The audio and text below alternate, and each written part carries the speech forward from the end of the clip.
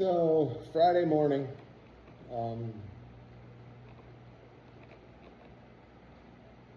my dad passed away. It was about 4:15 in the morning. So I did what I do, and I hooked the boat up, and I went and spent some time on the water, and I just talked to my dad, and I just thought about him. He was on the back of the boat with me. The video, unfortunately, microphones didn't work, and there was a lot you couldn't hear. The beginning of the video, a lot got cut off because it was set on looping, and I talked at the beginning, and I pretty much lost most of the beginning. I don't know what's there, what's left, but my dad was the guy that gave me my love for fishing. He was the one that, when we were little, he would come home from work and we would write notes, check yes or no note. Hey, will you take us to Pike's Pond, which was the pond down the road from us, towards Couts. Go down there and catch bluegills. And I grew up fishing. We started going to Wisconsin. My uncle had a cottage in Rhinelander, Wisconsin, and that's where I kind of got my love for fishing. And when we first started, it was just these fiberglass extension poles and reels, and we were catching yellow perch in the little cuts and sloughs off the Wisconsin River. And then that developed into me learning to cast, and I was catching northern, and then I discovered bass, which became my fascination, and then that's all I wanted to do. And our first boat was some sort of V-bottom aluminum, and we would go to the Kankakee River and fish. And Dad was more of a catch whatever was biting kind of guy. He loved walleyes, loved to catch walleyes, which I never understood. To me, that was just so boring, but that was his thing. He loved to catch walleyes. He loved to catch bluegill and perch and crappie, and he just loved to fish. He loved the outdoors. Then I remember we bought our first bass boat. It was a 1978 Ranger from people from his work. And God, I remember the day we brought that home. I sat in the yard. I was on the front deck of it, casting out into our yard, just ready to go. And we would take it out all the time and bass fish. He knew I loved it. He knew I loved the bass fish. He liked it. He enjoyed bass fishing, but not like I did. He never fished tournaments. Fished one tournament with me, and I told the story during the video, but like I said, the microphones don't work, and you couldn't hear anything because my back was turned. But he fished a tournament with me when I lived in Kentucky. This division I fished, we had our classic, and my normal partner was sick, and my dad was an alternate, and he never had to fish with me, but he did this one. And it was September, I believe, and it rained, and I mean poured, from the time the tournament started till the time we put the boats on the trailer. And my dad was so miserable sitting on that back deck, and out of time I was fishing out of my nitro. And God, he sat on that back deck in that seat just looking at me, and he was like, never again. We'll never do this again with you. He said, I'm glad you love it. This is not my thing. And that was the one and only tournament he fished with me. But, and that guy just, he took me and he built the fire in me to fish and to enjoy the outdoors. He grew up, he worked a full-time job and he farmed, and he still took time to take us to Pike's Pond and hook up the boat and go to the river, or maybe go fish some ditches with Jim and Doug and Ryan. And it's just what we did. It's how we were together. Was on the water. He was also my baseball coach growing up, and he instilled that love of baseball in me and coaching, and it's what I do still. I fish and coach. It's what I love. But this video is just kind of a different. Unfortunately, the microphones didn't work, but it was just a day of. I just wanted to be on the water, and I just imagined he was on the back deck with me all day. And I just kind of reflected and thought about him, and now he's in a way better place. and the fishing's probably incredible up there. But I hope you enjoy the video. There's not a ton of fish catches. We didn't catch anything big, but honestly, it was a pretty great day for me, just to reflect and think about him and what he meant to me growing up and what he turned me into. I'll miss him every day, but anytime I go in the water now, I know that he's in the seat next to me, watching, probably complaining because we're bass fishing, but he's there. Okay. I love you, Pop. I hope you guys enjoy this video. Fiberglass extension, kind of cane pole type things, and fishing for perch, and then I learned to cast. And I would throw a Johnson silver minnow. Sorry. A Johnson silver minnow with a number 11 green and white Uncle Josh's pork chunk. And I remember I caught my first catch northern, throwing them through the pads and catching northern. And then I wanted to learn how to bass fish. And I remember reading about all these worms, and I still remember it was a cream worm. And I was throwing it in a stump field off a kind of a bayou on the Wisconsin River. And I caught my first largemouth. Oh my God, I was hooked. That was the greatest thing ever. You couldn't outfish me. There's no way. Until I went out with my grandma and grandpa, and my grandma came pulling a night crawl. I caught like a 3-pound largemouth, and I thought, well, that was luck. And but that's where my love for fishing grew up there. And then as I got more involved and started bass fishing, going to Pike's Pond and throwing a weightless Texas rig worm, swimming it over the weeds, and throwing a freaking hula popper. And then I discovered spinnerbaits. And then as I got a little older and got more into it, we started venturing out more on the Wisconsin River, because we always stayed just in the flowage part around the rice and the pads. And then we started going upriver and started throwing spinning rods with a lead head and a twister tail on it and catching walleye. And then I caught my first smallmouth. Buddy, let me tell you something. I thought largemouth were cool until I caught a smallmouth, and it was phenomenal. They jumped, they went crazy. And then my biggest smallmouth at the time came on I still remember it like it was yesterday. It was me and Dad and Uncle Joe had 2 boats down there, lawns, and we were sitting at a split in the river and casting out, and I was throwing a leech on a split shot, and I caught a 4.5-pound smallmouth. I'll never forget it.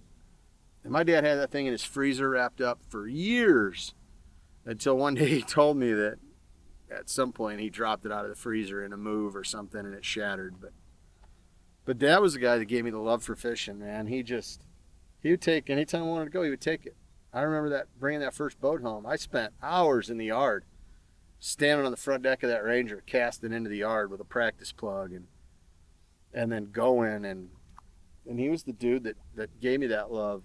And he was also my baseball coach, and I coach high school baseball. My dad was my high school coach my senior year and coached me in Little League. And I remember him showing up after work in his dress clothes, and him and Terry Ryan, my buddy Sean Ryan's dad, same thing, both wore dress clothes. And they would show up and they would change into their uniforms before the game and coach us. And growing up when I was younger, before that, my dad played fast pitch softball. He played baseball.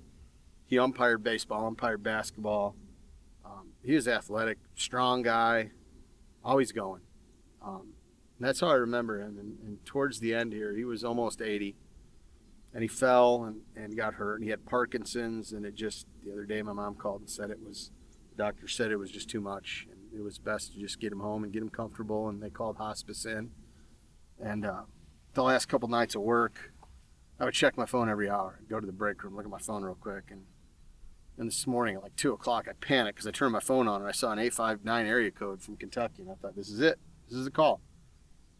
And it wasn't. It was just her sending me a picture of Dad from the hospital room. And she thought he looked so good. And to me, I could hardly recognize him. He looked so old and frail and just not the guy that I knew that had the scratchy, scruffy face, because he was always clean shaven except for the mustache. Later on in life, though, he started getting a goatee because I think he thought it looked cool. He always had gray hair, which is where I got mine. That's why I keep it shaved as short as I can, because you can't see it's white and gray. But That's the guy I remember. Not the frail old man, but so I thought the best way to go about today was hook the boat up and we go fishing, and I'm gonna talk to him. Just talk quietly in my head and thank him for everything that he gave me. My love for this, my love for the outdoors, and my love for baseball, and how to love people and treat people good. Because that was my dad. He was one of a kind. People knew him. Grandkids called him Poppy. People called him Chucky Joe, Duck. Called him names we can't say on here. But to me, it was just Dad.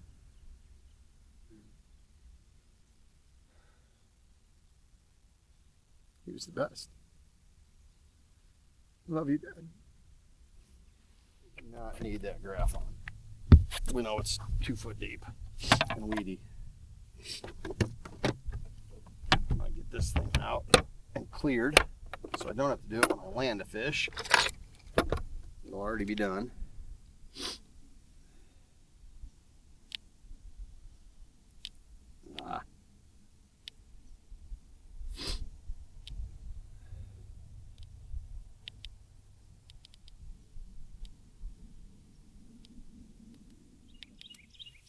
Probably going to be Chad today. How's that? That'll be the main player today again.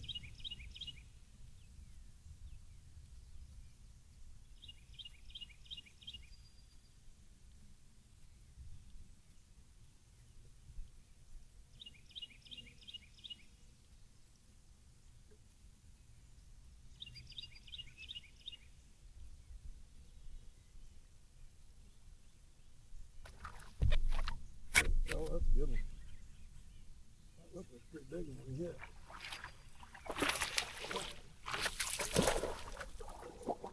How's it going, Motor?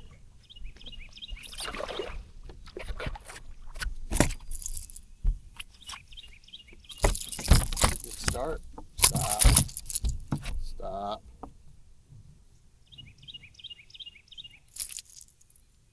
Come on, hook. It's a nice little start right there. 2-pounder. 2-pounder to kick it off. There we go. There we go. Feel real big. Oh, that's decent.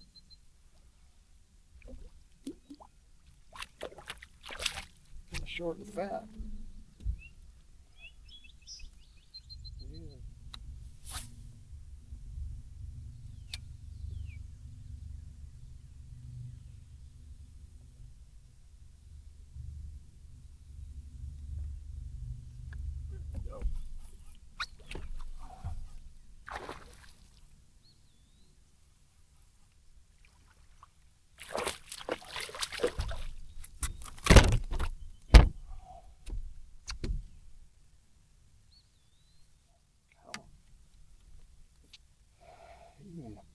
Big one, but you're not terrible.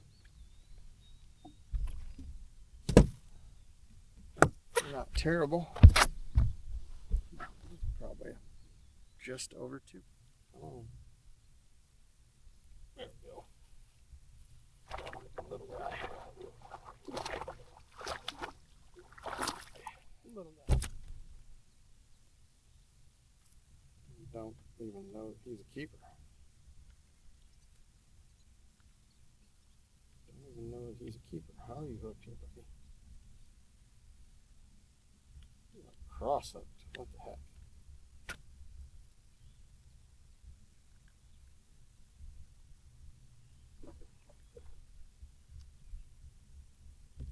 Goodness.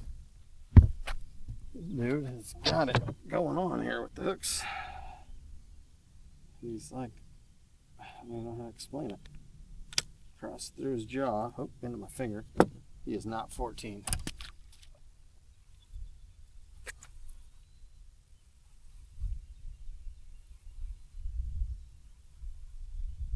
Come on.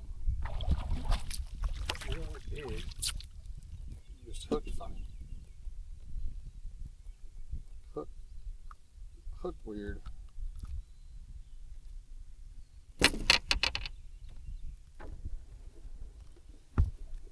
Another little one, man. They're not big today. I don't understand. Find them, but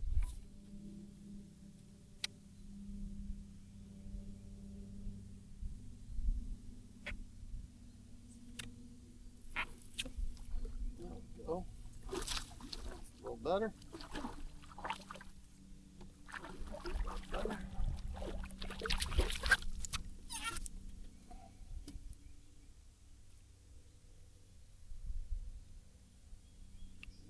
A lot better, but a little.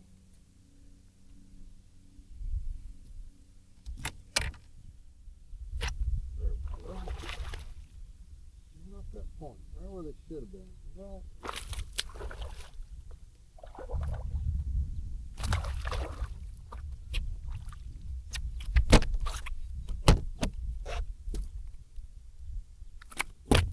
oh.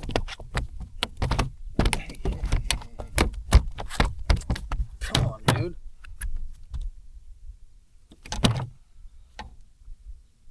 Gosh, that was a struggle.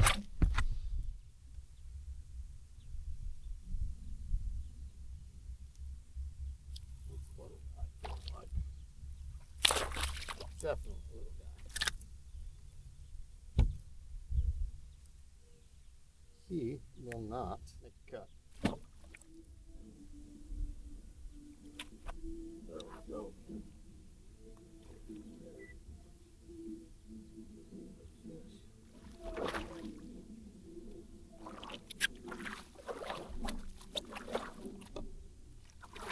Great.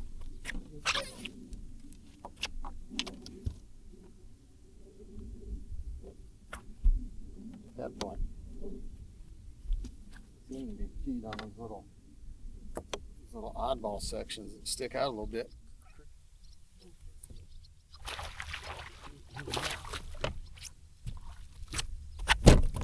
Just about threw it in his mouth. I didn't even start cranking the reel yet when I realized he was on there.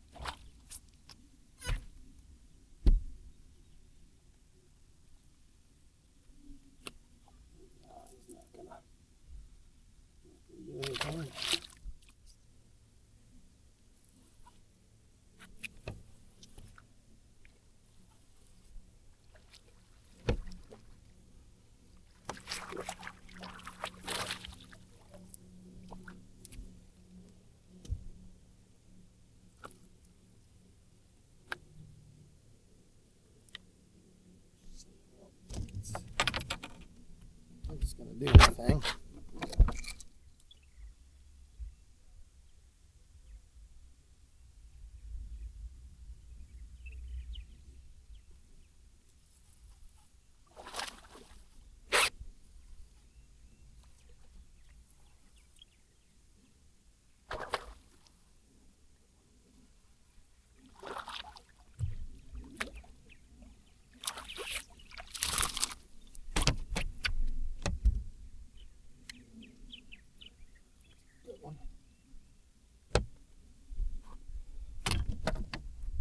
Us.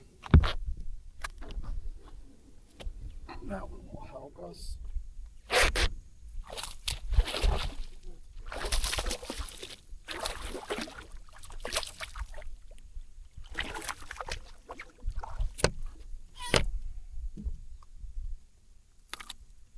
It might have. I got something bigger than a 2.3 or a 2.4. I don't know how much bigger, but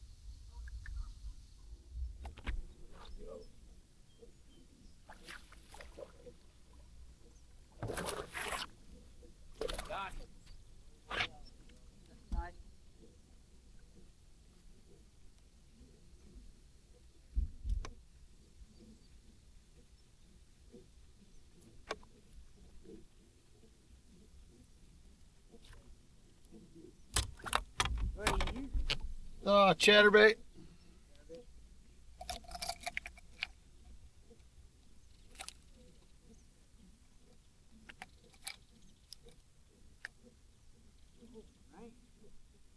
Oh no.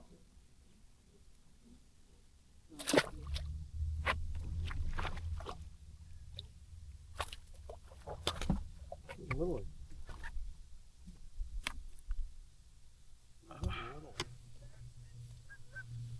All right, we're done. It was an okay day. No big fish. The best 5 went 12 pounds.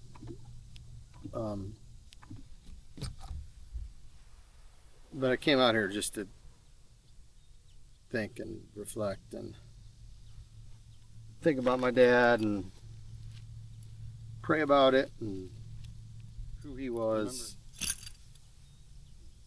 and what he did for me. And the reason I fish is because of him. Because he made me love it. And it was, and I don't know that it's sunk in yet that he's gone.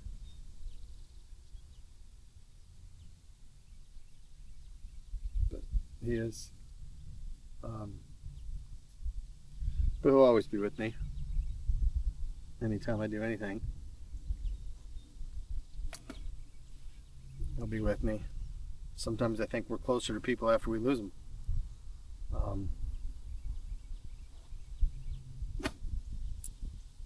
That's just the way it is. But